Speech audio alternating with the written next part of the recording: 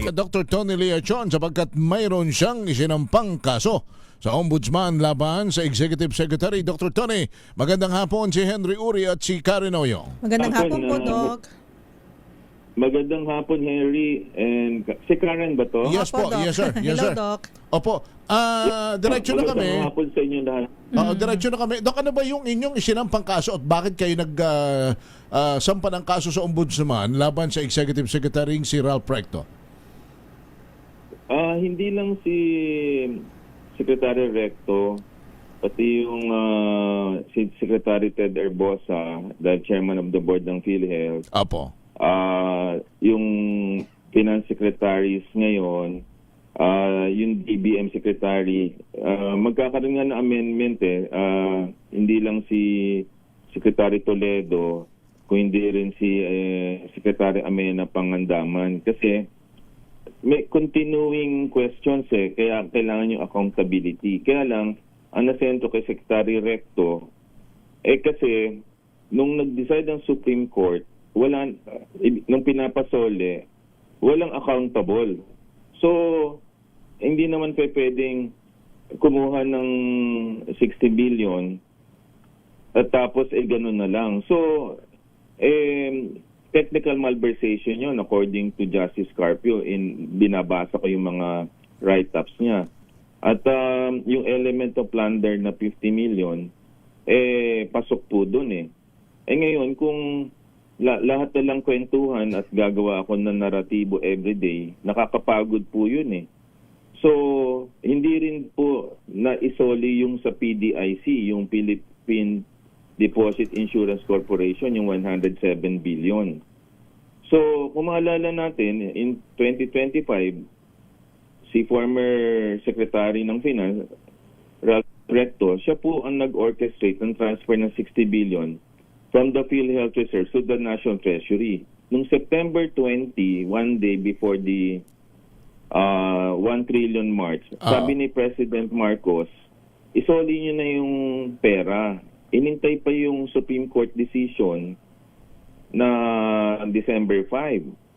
So dapat sinoli yun. May pagkakataon pa sana isosoli from the Caja de Hierro ng Treasury to PhilHealth. Ang nangyari, kinarga pa sa atin sa 2026 budget. So this is a complete violation of the universal healthcare and the sin tax. Kasi ang pera po ng gagaling po sa bisyo, dapat hindi po pwedeng ilipat yan other than health. Yun po ang nakaatas po sa batas po yan. At kailangan ho talaga magsoli po sila at pati po yung interest ng pagkawala po yun. Kasi may deficit na nga from 23 to 2025 at ang kalkula natin, ito pong datos na to, nakuha ko po yan kay Professor Cielo Magno, na ang arrears na ng government since pagpasok ko nila 2022 to 2025 nasa 356 billion na. At 2025 hindi nagbigay ng budget ang government sa PhilHealth. Zero ang budget natin in 2025 So kung hahayaan natin kung walang accountability, kawawa naman ang taong bayan. Tapos nakaligtaan yung 107 billion diversion sa PDIC na nakaka-weaken ng financial safeguards to protect the depositors kung sakali mang magkalugin. Nabasa ko yung BSP governor nagsasabing gusto din nilang bawiin. Ito na ho yun na talagang kailangang maintindihan ng taong bayan na yung diversion ng 60 billion from PhilHealth at 107 billion sa PDIC ay meets threshold of itong problemang ito. At yung technical malversation, according to our lawyer, ni Attorney Nabo, Article 220 of the revised penal code, even absent proof of personal enrichment, the use of earmarked health funds for unauthorized purposes, technical malversation. Ito ay kailangan tayo po ay magising para hindi na po ito maulit because we will be perpetuating an error. Kawawa. Alam mo kung bakit ako lalo nag-push nito? Nung mamatay si Boy Gonzales. Nung mamatay si Boy Gonzales at naghahanap ng maraming hospital, ito lang nagpapatunay yung hirap na hirap ang mga tao para lang ho dito sa kalusugan. Kung maitatama to at maibabalik ko yung perang yan, Mhm. Go ahead, Doc. Dr. Tony? buod. Opo. Mm-mm. Aha, Ayun. Doc, nabanggit nyo rin po na itong mga kaso na isinampan nyo po laban dito sa mga personalidad na ito, mga government officials and cabinet officials sa Office of the Ombudsman, hindi lang siya isang technically legal matter. Nabanggit nyo, this is a moral one. So, meron tayong moral duty. Ito po yung nabanggit ninyo. Can you expound on this? Bakit nyo po nasabi ito? Hindi lang siya legal matter kasi morality yan eh. Kung nakikita mo ang mga tao sa PGH, ang nakikita mo sa San Lazaro, sa East Avenue na naghihirap at humahanap ng guarantee letter, hindi ka ba maaawa doon? Samantalang ang Malacanang, half kilometer from the palace, hindi ba nila nakikita na napakahirap ito, alas 3 pa na madaling araw, nakapila na. Ang hospital ko, 1 block away lang. Ang Department of Finance, nasa Roas Boulevard, hindi ba nila nakikita yung mga tao? So para kunin yung perang yan, hindi lang siya legal. It's a question of morality of the public official to get the money. Hindi, nakakalunos isipin na tayong lahat ay nagsasabing okay tayo. Tapos yung pinaka-importante na dapat tayo mag-provide ng pera, hindi natin pinoprovide yung kalusugan. Yan ay isang moral issue, hindi lang legal issue. Apo. Pero, Dr. Tony, sa reaksyon ni Executive Secretary Ralph Recto, tinawag po niya ito na isang harassment at kanya pa rin hong kino-question kung sino daw ba ang inyong financier. At ang kanyang pagkakasabi, kung di ako nagkakamali, ang naghain ng kaso ay isang bitter na individual na laging itinatakwil sa mga posisyon sa DOH at ginagamit lamang daw na issue para mag-audition sa susunod na administrasyon. Ito ho ba'y sa tingin ninyo para sa inyo, at kung para sa inyo, ano po ang inyong sagot dito? Okay. Attorney Nava po, wala pong bayaran po dito. Siya po isang abogadong busilak ang puso, graduate na Ateneo. So, yun ang una. Pangalawa, ba't naman ako magiging bitter? Maganda naman ang hanap buhay ko. Tagal ko ng doktor. At kung nag-a-apply ako sa cabinet member, may pakita ba siya nag-apply ako sa PMS? Ba't ko naman hahangarin yun? Na maging, ngayon lang sinasabi ko, hindi ako tatakbo sa public office, di rin ako naghahangad sa position nila.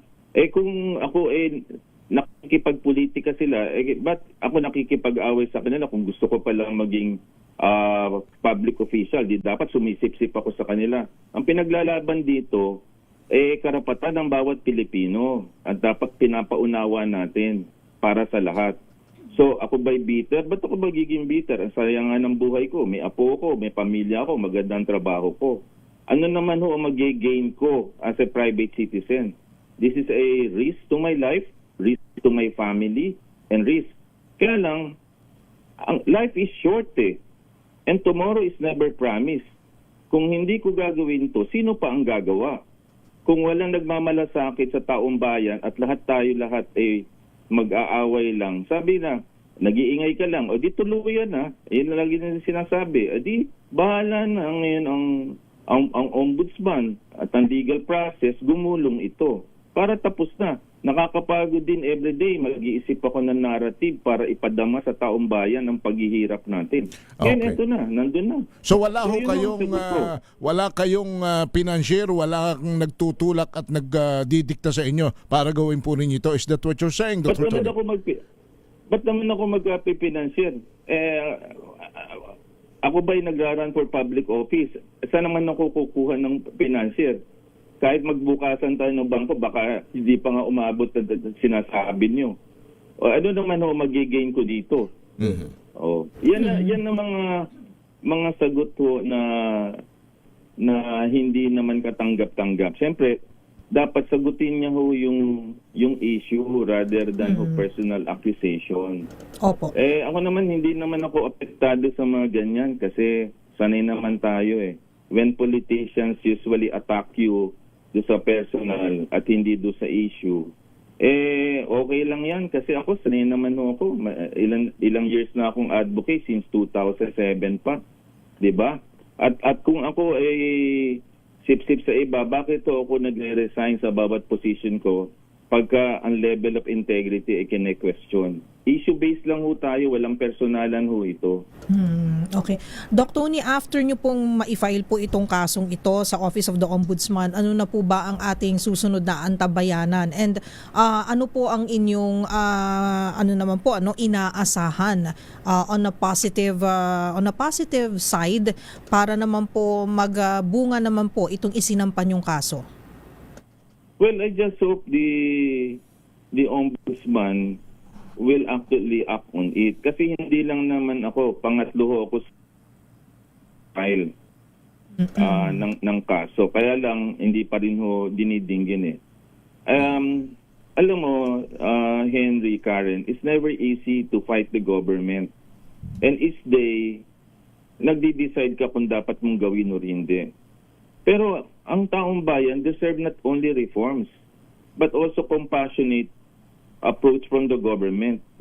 This is the reason why I fight to augment those two nag-file ng cases. At ito natatabunan na because of the political bickerings. Samantalang after this mga political bickerings, haharapin pa rin natin ang problema natin sa kalusugan. So after fighting for the sin tax in 2012, na siya rin ang humarang, kaya kilala ko po siya, kami mga medical community during that time. Kung maalala mo, Secretary Recto, pumunta kami dyan ni Secretary Cabral, Professor Bagos, Professor Dance, Dr. Maricar Limpin, Dr. Gina Nazaret, at ang turing namin ay 60 billion. Ikaw ang Ways and Means Committee, tinawaran mo ng 15 billion. Hindi kami pumayag, nagrebelde kami. The next day, ikaw po ay nag-resign ng Ways and Means Committee at pinalitan ho kayo ni Senator Drilon at napirmahan ang sin tax in 2012. Kayo po ang humarang po nun eh. Ngayon po, Secretary Recto, ito na naman ho, ayaw niyo pong ibigay yung dapat sa bayan. So meron hong history na may pagka-anti-health and anti-people. Ito ho, hindi ko to masasabi kung hindi ho nangyari ho ito. No. And thank you for this opportunity to clarify and enlighten the people about this particular issue. All right. Dr. Tony, thank you so much for joining us. Thank you po, Doc. All right. Naputol na. Si Dr. Tony Leachon, siyang public health advocate sa kanya pong reaksyon at paliwanag.